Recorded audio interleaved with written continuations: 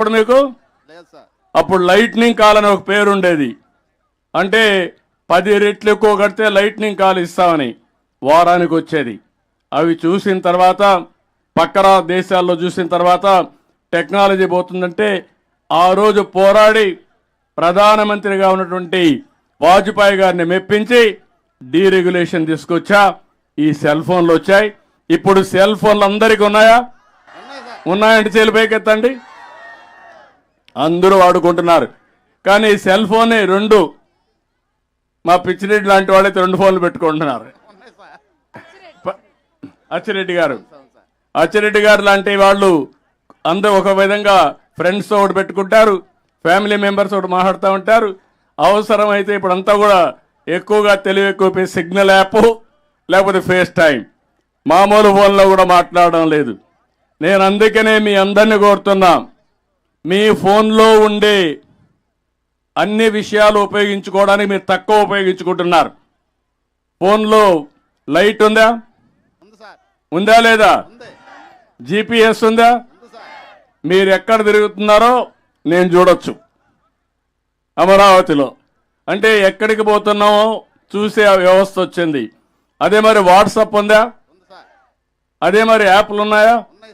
మీరు ఒక యాప్ పెట్టి మీ ఇంటికాడ ఇప్పుడు ఏసీ కావాలా, బాగా ఎండలో ఉన్నాం. ఈ ఎండ వల్ల ఒక లాభం కూడా ఉంది. చాలా రోజుగా మనం ఎండలో కూర్చోవడం మర్చిపోయాం. డి విటమిన్ ట్యాబ్లెట్లు తీసుకుంటున్నాం.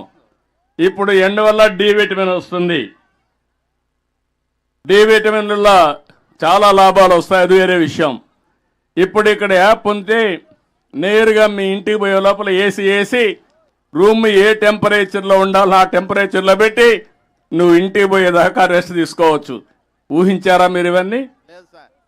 దీన్ని అమలు చేయాలనా లేదా, ఆలోచించాలనా లేదా?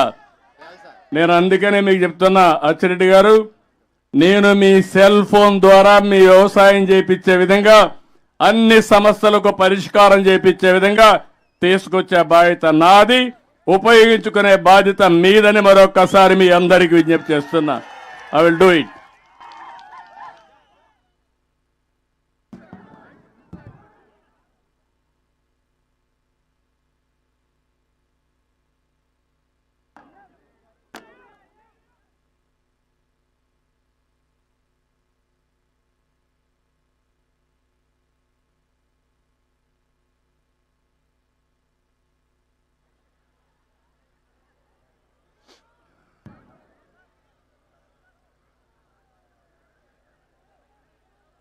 వేదిక మైక్ సౌండ్. వేదిక పైనున్న రైతు సోదరిమణులు, అదేవిధంగా సహచర మంత్రివర్గ సభ్యులు,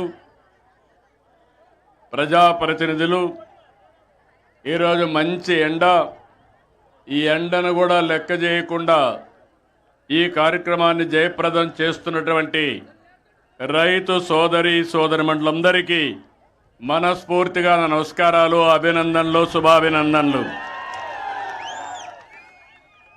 వీరాయపాళెం, దర్శి మండలం